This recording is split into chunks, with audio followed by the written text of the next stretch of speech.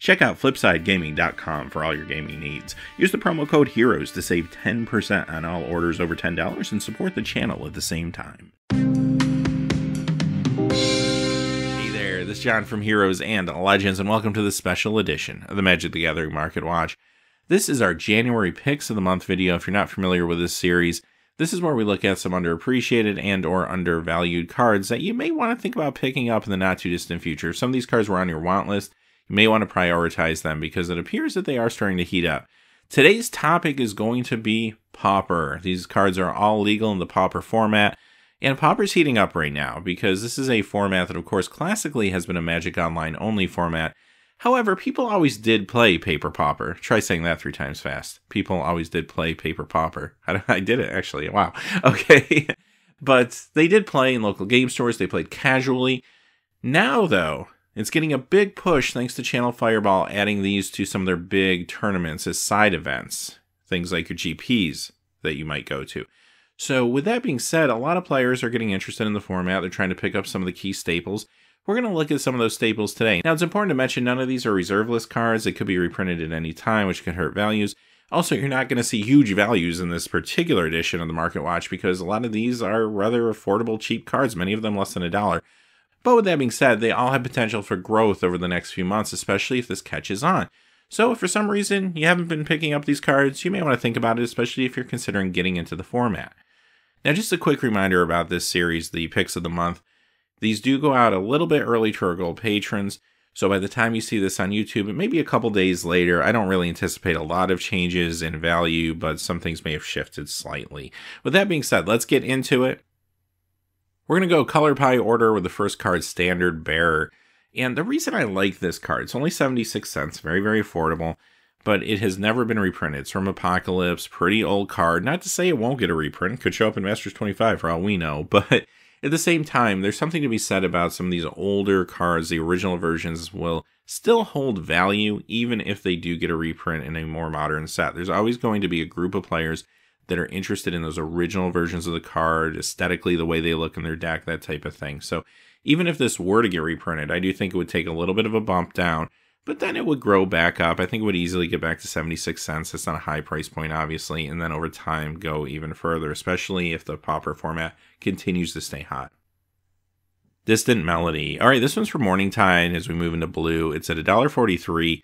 And this card did see a reprint actually in the Slivers Premium Deck Series as a foil, which you can pick up that version for really just a few cents more. It's not that much more expensive than this, but I like the original one, and here's why. It's from Mourning Tide, one of my favorite sets, and that time period of Magic, honestly, had low print runs. You're looking at Future Sight through Eventide. There was a recession in the game at that time. Less players means less packs were being opened, which means less packs were printed. So if you see cards spiking in modern era Magic, many times they are from those sets, not only because of playability, but also because of scarcity. So that's why you're looking at a common here that's at $1.43. This is a great Pauper card for any sort of tribal build you want to put together. Gush. All right, Gush is a classic card. You're probably pretty familiar with it. So he's playing Vintage and such, but $4.28 for this original Mercadian Mass version of the card. This is also just a staple in Pauper. You see a lot of blue decks running this, all different kinds, including Delver decks and such. But Gush is interesting because it was reprinted in one of the dual decks as well as dual deck anthologies. So the card for those versions actually will cost you about $4 more than this version. So why am I picking this version out? Well, I think the original version has an appeal to it, and if there is going to be more growth, because this card has been growing over the course of the last few weeks, if there's going to be more growth, I do think this has the most room to grow. So this card I feel like is really undervalued right now. Even if it does get a reprint, I still think this first Mercadian Mass version is undervalued. Ponder, another card you're probably really familiar with. This card sees playing the various Delver decks in the Pauper format. At $1.90, I did go with the original version from Lorwyn. Again, I really like the fact that the Lorwyn set has a lower print run. Cards are a little bit harder to find in good condition. And also, too, even though some players prefer the art that we got in a later version a few years later, if you're a Merfolk player, you're going to prefer this art. So there's definitely always going to be a market for this card. And look what this card's doing, pushing the $2 mark.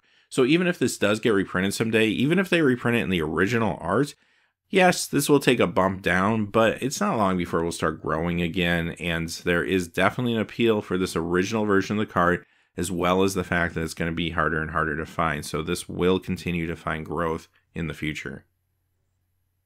Preordain. Okay, another card that goes well with the Delver deck.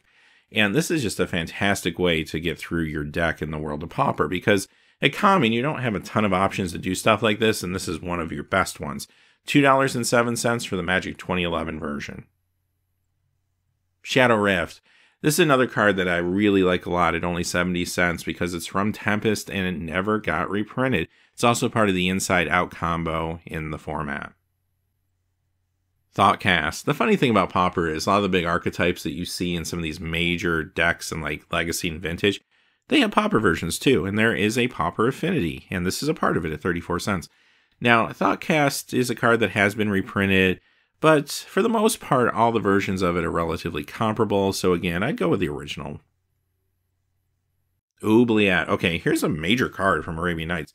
$27.30. Now, this has been hot recently. It's gone up a few dollars in the past week. For a long time, this card has sat around the $20, $22 mark because of Pauper, basically. So what is this card if you're not familiar with it? It's pretty crazy, actually. First off, it is not on the reserve list, but it has never been reprinted. It could be reprinted someday, but the rules text on this card are kind of a nightmare, which probably is the reason it hasn't been reprinted already. Now, it basically works kind of like a white effect, an enchantment that would exile a creature, and then when it goes away, the creature comes back. But this time, of course, this was their first go at it. They put it in black, which, I mean, kind of makes sense with the whole prison idea. But beyond that, not only will it exile the card itself, the creature, but any enchantments on it, as well as counters, and then when the creature comes back, those counters and enchantments come back too, attached to the creature. So kind of confusing, not the kind of card you'd see printed today, but very, very good removal for like mono black decks in the format. Alright, let's move on to Redwood Galvanic Blast. This is another card from Infinity, 74 cents, has never seen a reprint. Now, if we get a Master set, maybe Masters 25, maybe not, that is actually going to delve more into Metalcraft in their limited game, I'm sure this card does get a reprint. But again, something to be said for having the original version. Lava Spike. Here's another big card. And again, the value of this card isn't just because of Pauper, obviously. This he's playing like Modern. $4.86 for the Champions of Kamigawa version of the card. This did get a reprint in the first Modern Masters, but the price is comparable. So some people may prefer the newer card, some the older. I would go with the older one, I think, if you're looking for perhaps future value. Ancient Stirrings. Okay, we looked at Burn, we've looked at Affinity, we looked at Delver. Well, guess what? Even Tron gets its own version in Pauper, and this card is played in those decks, much like it would be in some of the modern builds. $3.06 for Ancient Stirrings. It's a card that desperately needs a reprint. This one probably will get a reprint sooner than later, I would imagine, though. This has been on Wizards' radar for a while, considering it's been a modern staple. So maybe we see it soon, but at the same time, that original version won't completely bottom out, so that's the one I would try to pick up. This is a card that is now pushing over the $3 mark. Expedition Map, another Tron card, $2.82. Another card that crosses over into the world of modern Tron as well. This did get a reprint again. The prices are pretty comparable, but I would go with the original Zendikar one. Relic of Progenitus from Shards of Allura. Another card that's a staple in Pauper as well as many other formats, obviously. I'm sure this is a card you're familiar with. $4.27, just like the other formats, a great card to come out of the sideboard to deal with any sort of graveyard shenanigans in the world of Pauper. That Shards version may be a little more expensive than some of the reprinted versions you'll find out there, but at the same time, again, I think there's an appeal to having that original one. Springleaf Drum, another common from Lorwyn, actually, 94 cents, part of the Affinity build, as you probably could guess. And again, this was a card that did get reprinted in Born of the Gods as an uncommon. That version is a few cents less, but they're relatively comparable. But again, I would go with a Lorwyn version given the opportunity. And our last card is Ash Barrens. Now, I do want to warn you about this one. This has exploded recently, so it might be due for a snapback. So be careful if you're going to buy into these. Maybe shop around a little bit if you're looking for a play set. And don't overpay. Maybe give it a week or two to see what happens. Just follow the market closely, in other words. But $8.54 is a lot to pay for a common, right? But this isn't a normal common in the way you would think of it because this was from the Commander 2016 product. So that product was actually kind of hard to find to begin with. So this card, because it does play very well in Pauper, is extremely hot right now. And it's not easy to pick up, not easy always to find. So great card. Kind of wait and see what happens with this. I have no doubt this will get a reprint. Maybe it will be in this year's Commander product, hopefully. I mean, more copies really should get out there for players. But who knows, if Wizards maybe didn't have this on the radar till now, it could be a couple of years down the road before we actually get a printing of this. So probably be a Commander product, I would imagine, or something along those lines. But who knows, if it doesn't happen for a year or two, sky's the limit for this card in the meantime, as Pauper players are continuing to buy into that format in droves recently.